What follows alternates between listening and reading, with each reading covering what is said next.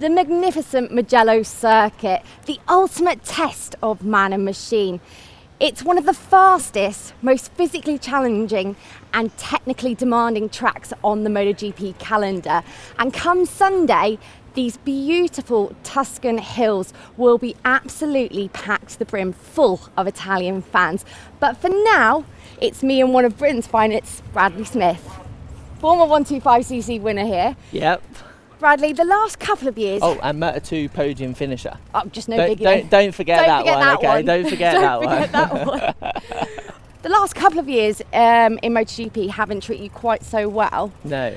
But this Mugello circuit seems to be one of the tracks that all the riders absolutely adore. Yeah. What's so magical about this place?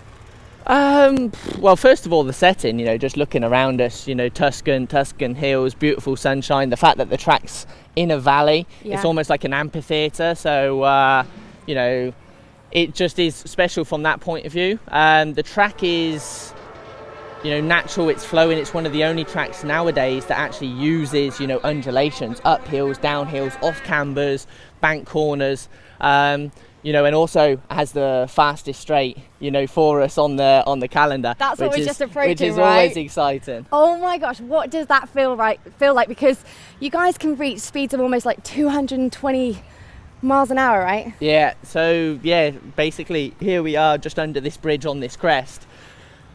I don't know how to explain it, but basically you come in wide open, the whole bike goes light, starts to shake, starts to wobble, but then you have to get on the brakes and try and get this thing stopped for turn one. I remember the first time that I did it, I wanted to tell myself, don't roll. I've been told, don't roll, don't back out. And first lap I ended up going straight into the gravel just because I wanted to stay fully committed, but really exciting, but a lot of overtaking opportunities as well, and it's probably the only place bar Texas that you actually feel like you're going to be ripped off the back of the bike. Oh my gosh. So you brake, and then obviously all that wind and stuff, you're sticking out, the whole braking style like we do, and then you feel like you're going to go off the back of the bike. So it's got something for everyone then. Yes, absolutely. So coming into Mugello this year, would it be fair to say that it's completely different Bradley Smith than the one that we saw at the start of the 2014 season? Because you seem in yourself just completely different. Yeah, I mean, the simple thing is that, I'm now in my third year, I've got a bit more experience. I come off a massive confidence boost, at the end of last year. And that was something that maybe I was lacking a little bit, just knowing that 5th and 6th was a good result. My expectations were maybe a little bit too high. And certainly feel more happy within myself, more happy within the team. We had a slight restructure this year in terms of data guy, and we're getting on really, really well. That's nice. That's always the most important thing is, be happy, be confident with the people you're working with. And it's reflecting in the results as well, so all systems go really. So earlier this week there was a huge announcement for you guys. Yeah. You and Paul will be participating in the Suzuka 8-hour later on this summer. Yeah. Well, there goes your summer plans. Yeah. That was it. That was initially my exact response. Is like, what's going to happen in the summer? But Suzuka was something that was on my my wish list from a long time ago. I really was looking to do the race. One, because I heard how good Suzuka was as a racetrack, and two, it's such an honour. Yeah, well, absolutely. To be asked by, there it is. Sorry, I got to cancel everything. I got to chase him down. That's championship points disappearing into the background. So, Bradley, we always now hand over the question responsibility to the guys on Twitter and see if they have some questions for you, which of course they always do. Okay. So I'm going to try and read now and ride. So I'm moving over here. What are you saying about my riding skills? Perfect. So the first question comes from @JimmyBob789, and he's asked, what goes through your head when you're waiting before a race? I try and keep it really simple because there's a lot of things and a lot of distractions that you can obviously come across. You know, on the grid. You know, there's a lot of pressure, a lot of nerves, you know, things that you have to remember, things that you have to do right. My Game Boy of electronics to play with.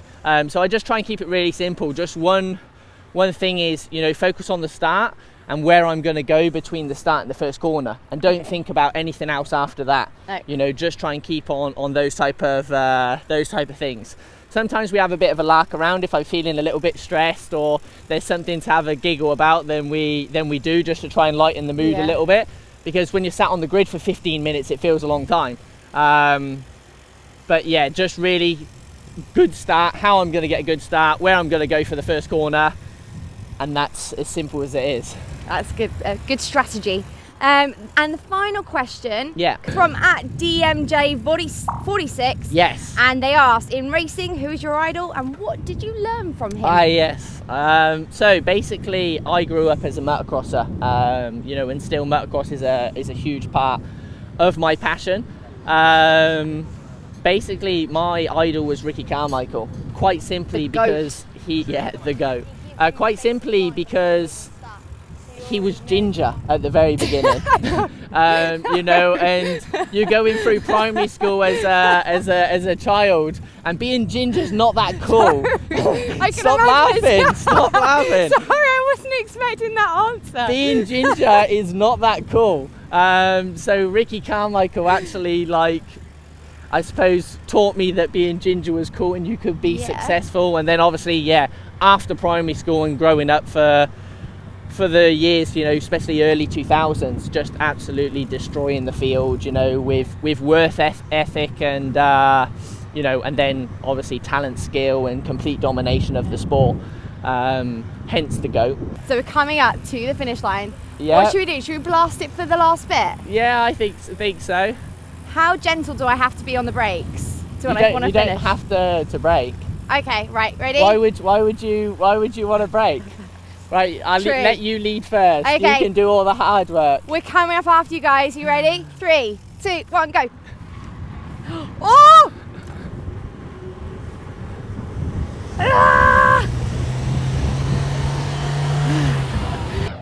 Now, from cycling around this fantastic Mugello circuit, we're going to go back onto a motorcycle, but this time we're actually going to slow things down even more. Now, most of you that watch MotoGP will see these amazing shots, these kind of slow motion shots that we refer to as high-speed images, where you really see the rider and bike in fantastic detail. So we thought, just to explain them a little bit more, we're going to show you a full cycle from braking, from full speed down to full lean and then hard acceleration, and give you a little bit of an idea of all the things you can look out for during the live. Let's start with braking. Hit your braking marker, shut the throttle, grab the brake lever and pull. The knee comes out in preparation for the turn, which in turn means the other leg takes a lot of the 1.6 G force acting on the rider, thanks to the stopping power of the carbon discs that heat up to around 700 degrees Celsius. The front fork tries to absorb most of the initial weight transfer to the front, whilst the front tyre then takes over as it has to cope with 240 kilograms load whilst keeping the bike straight. And as the rear tyre struggles to maintain contact, the rider will shift his weight towards the rear and towards the corner to stabilise it for corner entry. We're now heading into the turn with the rider fixated on hitting the apex as he's leaning the bike further into the turn. The front brake is released to encourage more turning, whilst the rear brake can be used if you need to pull it round a bit tighter. The front fork rebounds and lets the front tyre steer the bike to the apex as the rider's shoulder drops further with his whole body in preparation for mid-corner.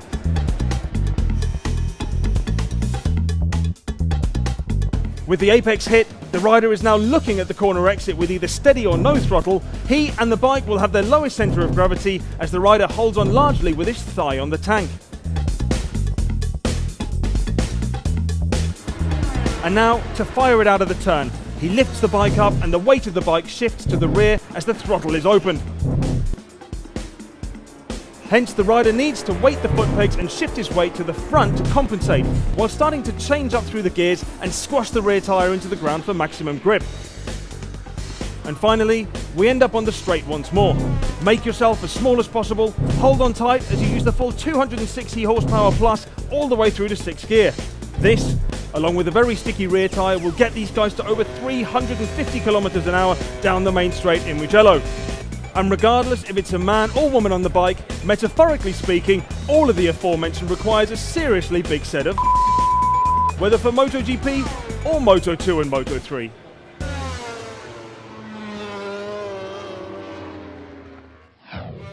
It's a very good morning to you. We're at Mugello, the greatest Grand Prix venue of them all. Round 6 of the Moto3 World Championship is underway.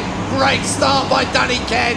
Brilliant launch off the line by the number 52 from pole position. Danny Ken. Hiroki Ono, his Leopard Racing Honda teammate, also got away well. It's Pecco Bagnaia got away well from the third row of the grid. He's up the inside of Cornfile into 4th place. Bagnaia now up into 3rd. Kentmo runs it a little bit wide. Finati is through. Bagnaia also through. Danny Ken. Quartararo. For Quartararo. For the second race in succession, Fabio Quartararo's crashed out. Finati now attacking down to San Donato. Finati takes the lead. And Oliveira's taken the lead. We've seen that he's got so much pace. Miguel Oliveira that leads the way. Romano Finati second. Look at the inside line that Oliveira's taking to try and avoid being passed at the final corner. He's great here as Miguel Oliveira. Surely now nobody's going to be able to get close to him. Danny Ken's leading the charge. Miguel Oliveira surely is going to win his first Grand Prix. Miguel Oliveira wins here at Mugello. Danny Ken second. Danny Ken takes a second place, which will boost his World Championship hopes no end. Romano Finati just snatched the final place on the podium from Pecco Bagnaia. Well done, Miguel Oliveira. Johan Zarco leads that championship by 21 points from Tom Luthi. Round 6 of the Moto2 World Championship is underway. Lights out in Mugello. Dominic Aegerter got an absolutely blistering start from second place on the grid. Sam Lowe's not away well from pole position, but it's Dominic Aegerter, the number 77, that's going to lead this race down into the San Donato corner. Dominic Aegerter doing really well to hang right in there behind his teammate. Oh, he's gone. The race down. leader's gone. Tom Luthi crashes out at Colantino. Aegerter now under attack from Tito Rabat on the run down to San Donato. Rabat's got the inside line on the brakes. The world champion makes his move. Aegerter no chance to respond, so Rabat leads at the start of lap 7. Zarco through though into second place. Rabat is going to win. Tito Rabat, the world champion, wins his first Grand Prix of the season. But Johan Zarco in second place increases his lead in the World Championship. Dominic Aegerter, a brilliant first podium finish of the season. That was a world champion's performance from the number 1.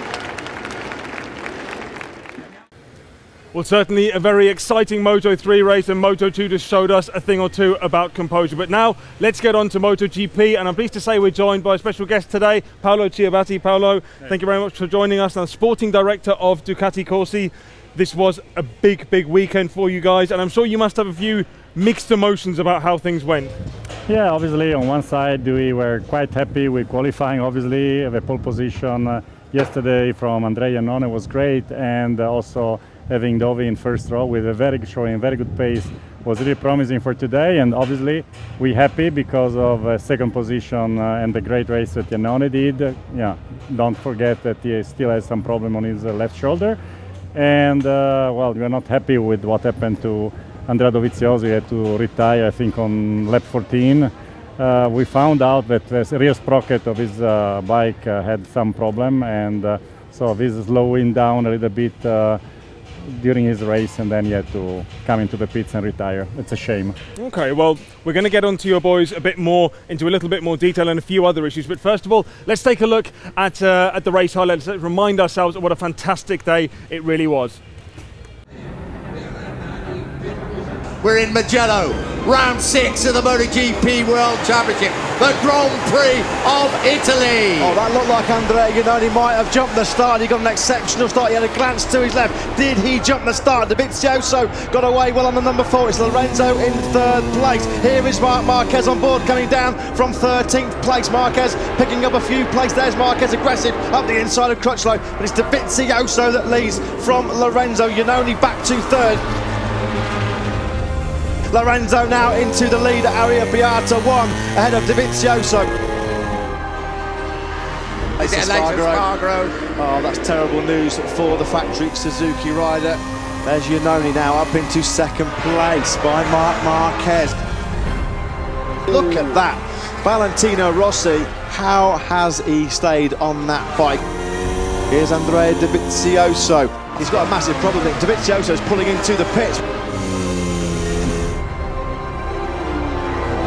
Oh, Marquez has crashed! Marc Marquez has crashed out of the Italian Grand Prix. Yet more disaster for the world champion. Marquez is out. Rossi now up into third place. The crowd are going absolutely crazy here in Mugello. And Cole Crutchlow has gone down. There's the bike. That's a big crash. A third successive victory in 2015. Jorge Lorenzo crosses the line. Jorge Lorenzo is a massive championship threat. 3 in a row. Masterclass.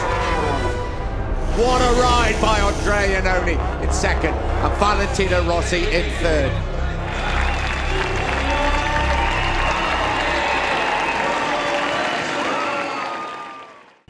Well, what a fantastic race that was, certainly from one man, Jorge Lorenzo. Now, Paolo, Jorge, I think it looked like a fight for the first lap or two, but afterwards he just got the hammer down. How impressed are you as a, from your position, seeing a rider do that for a team?